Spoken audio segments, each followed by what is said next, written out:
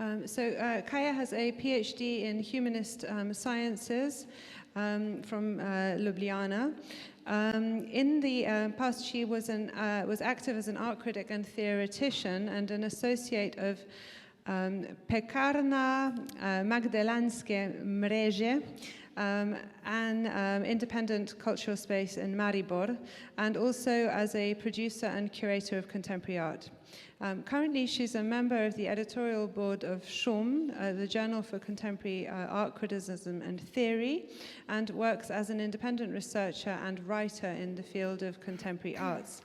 Her research interests are in narratives of contemporary art, cultural policy, paradigms of aesthetic education from modernity onwards, and the relations between art theory and epistemology. She's based in Ljubljana. Thank you. So as many analyses have exposed the presence of the so-called archival impulse or archival fever can be detected almost globally within contemporary visual arts, at least since 1989. The fascination of artists with history, memory, collecting, archiving, that is, with various forms of dealing with the past through the 90s and onwards, has generally been interpreted as a symptom of the post-historical era, and specifically in the art context as post-historical art related to the proclamation of the end of art and end of art history during the 80s. In contrast, some interpreters has argued that dealing with the past was and still is particularly characteristic for the contexts that were marked with radical political, economic, social, etc. changes.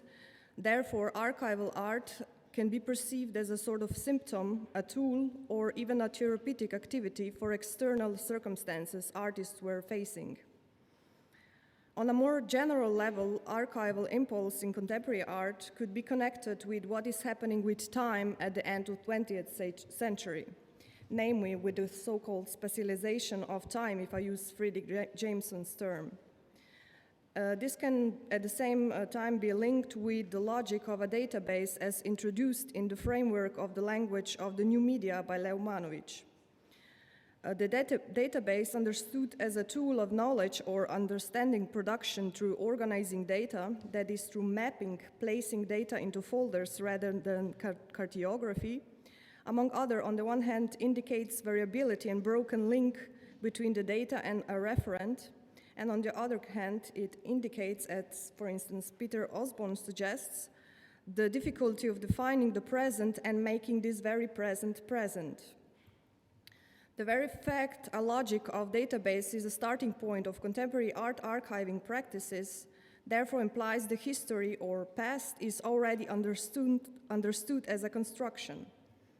Contemporary archival art is therefore not so much focused on exposing the factual reality, or in this case, history past is a discursive product, a fiction of some sort. Rather, it is derived, in my opinion at least, from the understanding of historical narration and its social and political function, for instance, as orientational or navigational tool. Since contemporary archival practices are exposing a close relationship between power and knowledge production through data collecting and organizing, the question of the effects of the fiction could be one of the clarifying means to assign important differences in their approaches, as I will try to show based on the work of Lebanese-born artist Walid Raad. For this reason, I will start with a brief contextualization of Raad's early work from the 90s within the framework of the Atlas Group, and continue to reconstruct his more recent archival approaches within an ongoing project stretching on things I could disavow, a history of art in the Arab world that is going on since 2007. By doing this, I will not so much focus on an analysis of particular art projects, but more on Raad's general approach to narrating while concentrating on the function of fiction and fictioning. As will be clear later on, I will use the terms fiction and fictioning in order to designate two different effects of art archiving. So majority of Raad's early work from the 90s and within the framework of the Atlas Group the so-called imaginary collective and foundations self-proclaimed dealing with the recent history of Lebanon, or more precisely, Lebanese civil war, most often dated between 1975 and 1990, is usually interpreted in a sociologizing way. Raad, a representative of the so-called war generation of Lebanese artists, was during the 90s, like many of his colleagues, dealing with the result of the violent and traumatic past of his country. The 90s itself, on the one hand, represented a period of reconstruction during the war-divided and demolished capital, privatization and neoliberal optimism, and on the other hand, a period of re-establishing the contemporary art scene in Beirut. In this context, it is not negligible to expose this very generation of artists, so the so-called war generation, was responsible to move contemporary art away from the fine arts tradition and towards a more capacious understanding of visual culture, critical theory, and cultural studies. Precisely this newly established contemporary art scene during the 90s became an important haven for critical discourses, most notably the generator of collective discourse on memory. The latter can be thought of as a counterpoint to the state-sanctioned amnesia that followed the end of the Lebanese civil war, the reconstruction project of Beirut that gradually erased tracks of the war in the capital, and the General Amnesty Act pardoning political crimes committed during the civil war that made impossible to sanction human rights violations, as well as dealing with the problem of those who disappeared or went missing during the war. The work within the framework of the Atlas Group can be linked with the Arab Image Foundation, initiated by artists, including Raad, in 1997, and to some extent understood as an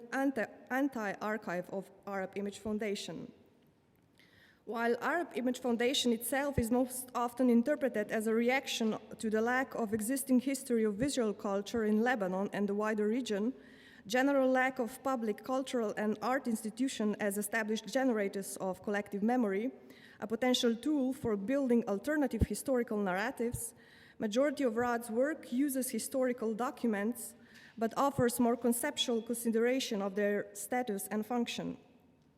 His typical intertwining of history, memory, and fiction can be understood as a research of how memory and history are being produced or reproduced and affected in the specific socio-political context.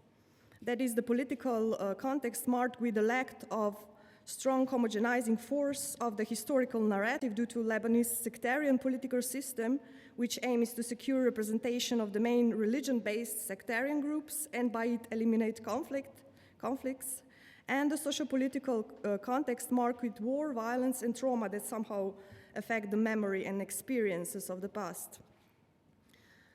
So the fact that it is impossible to reconstruct a history of Lebanese civil war based on the Atlas Group archive dedicated to this very history,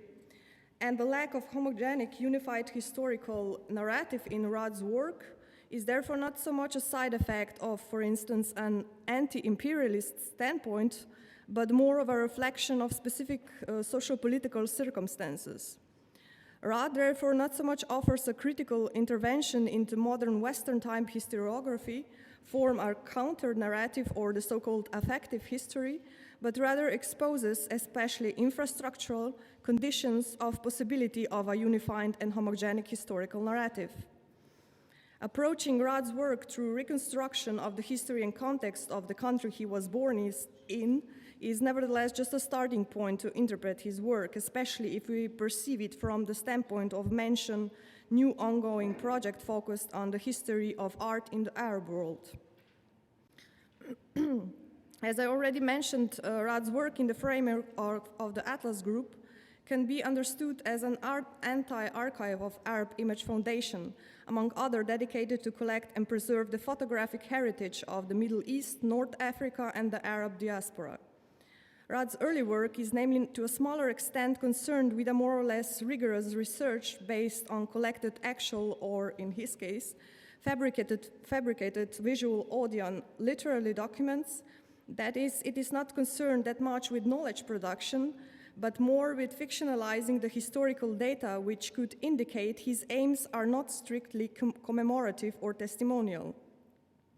This can be deduced especially based on the importance of often very poetic narrative contextualization within his early work,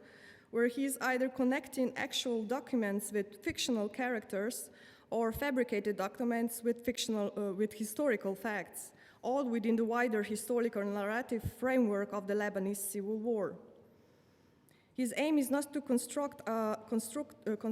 storehouse of historical documents or past experiences, neither to merely offer the opposite of the 19th century archives epistemological a priori. His work namely evokes a much more complicated logic of temporality, the temporality characteristic for trauma, as Sven's speaker suggests.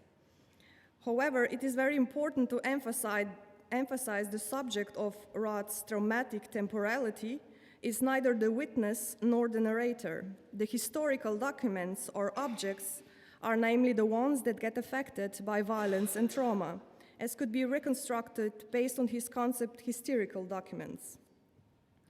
Temporality that is characteristic for trauma in Raad's work is therefore to a lesser degree an indicator of an inability of subjective recollection of war or violence victims, but says more about the general breakage of the chain that connects perception, action, and memory. That is the breakdown of the ordinary memory function. His early work is therefore only partially a symptomatology of dysfunctional individual or collective psyche, but offers an exploration how certain circumstances interrupt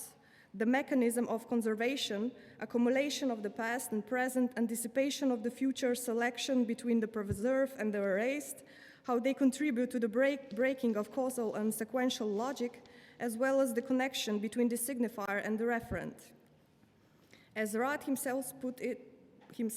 it, the absence of the referent in our earlier work, our treatment of the documents we were finding and producing as hysterical documents, was not the result of a philosophical conviction imposed on our object of study. It may have been due to the withdrawal of reality itself as a result of what Tufik identifies as the withdrawal of tradition past a surpassing disaster, end of quote. In contrast to the traumatic temporality in his early work, his more recent work has been focused on the history of art in the Arab world, especially, for instance, on the phenomena of accelerated establishing of new art infrastructure in the Middle East, while also indicating what is happening with time in the framework of techno-capitalism. Majority of the project in the framework of an ongoing project scratching on things I could disavow are executed in the form of exhibition display of mostly fabricated historical artifacts and or documents and accompanying narration, often in the form of a lecture performance. In the lecture performance, Raad uses established didactic means and generate the lecture performance based on a series of, at first sight, completely unrelated stories originating in different times and spaces, while the narration itself is accompanied either by video material or by a part of an exhibition display he invites the public to look at more closely. As the performance lecture takes place, the unrelated stories became to an ever-increased extent interlaced or even interdependent, while the narration is getting more and more fictitious, fantastic, and weird elements. Large amount of data that Raad mediates in the lecture performance could be seen as a means of mapping the informational and financial flows between the world of finance, real estate agencies, the military industry, the art world market, and collectors, so in a way indicated the sublime of global techno-capitalism that cannot be experienced directly as other phenomena, nor satisfactorily rationally explained or represented. It can only be observed symptomatically, but can never be seen, heard, or touched in its totality, as Nick Cernicek and Alex Williams puts it. While the unity was almost completely absent in his early work, in this case, documents and narration forms a sort of hypertextual network. This symptomatology of the sublime of global techno-capitalism is nevertheless consistently accompanied with variation of an object-oriented traumatic temporality from his previous work. For instance, in the form of inexplicable changes in the flow of time, jumps in space, involuntary repetition, and so on, as well as an iconography of the dead and the undead, for instance, vampires, ghosts, which also primarily affects historical documents and artifacts. Raad's narration advocates a form of temporality that could be connected with the concept of labyrinth space-time as introduced by his Lebanese-born colleague, writer and artist Jalal Tawfiq. That is, according to him, characteristic for society that faced mentioned withdrawal of tradition past a surpassing disaster. The latter, according to Tawfiq, cannot be represented, measured, or explained in terms of the number of casualties, destroyed buildings, bodies, historical artifacts, but can be made aesthetically accessible only through the occurrence of certain symptoms. That is, precisely through the occurrence of unexplained changes in objects, changes in the flow of time, jumps in time and space, the presence of hallucination and delirium, as well as in the symptoms of the non-dead or dead before dying.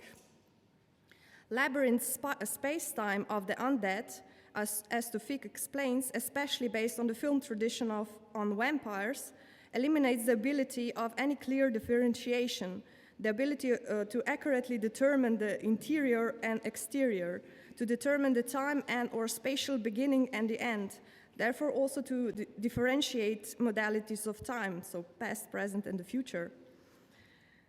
Besides that, labyrinth space-time of the undead also eliminates the condition of possibility to form any sort of identity, and by it, representational thinking, if I use Deleuze's concept, which Tawfiq, for instance, illustrates with the fact that a vampire does not have a mirror image. Especially on this point, labyrinth space-time could be to some extent connected by the recent accelerationist aesthetic and its approach to narration as present especially in science fiction literature. However, while accelerationist aesthetic is marked with political standpoint that arise from the analysis of the consequences that technology have on human-based temporality, for instance, the one that is connected to the language or cyclic and sequential logic of the natural, and is fictioning the world without human while often deriving for the thesis that the end of the world has already happened, Raad is building a history of art in the Arab world that, as he suggests, exists in a specific space-time. This space-time then again primarily affects objects and artifacts rather than individual or collective psyche. We could therefore say that Raad archival art practice is primarily focused on articulation of specific space and time model, and by it, among other, exposes the archaeological basis of an archive as such, that also inevitably follows or produces certain model of space and time. For this reason, his practice is above all experience or world building that is fiction-oriented rather than fictioning-oriented rather than forming a fiction. For instance, by the means of accelerating the gap between historical documents and their reference, the gap between historical facts and the place of enunciation, as well as by the linking historical objects from their aesthetic experience. I use fiction and fictioning here in order to designate two different effects of art archiving. While fiction is more concerned with the present and existing through organizing, mapping, and navigating the past, and have a representational function, fictioning focuses especially on the future and tries to engender that which does not yet exist. By doing so, fictionalizing practice, to some extent at least, inevitably deconstruct instrumentalist usage of an archive or a status of an archive as a tool of knowledge or effects of truth production. Raad's practice could therefore be understood as a sketch of decolonial aesthetics rather than decolonial epistemology, but the one which is not constructed based on some return to, let's say, pre-modern indigenous knowledge, but arise from the recent or current socio-political circumstances. Thank you.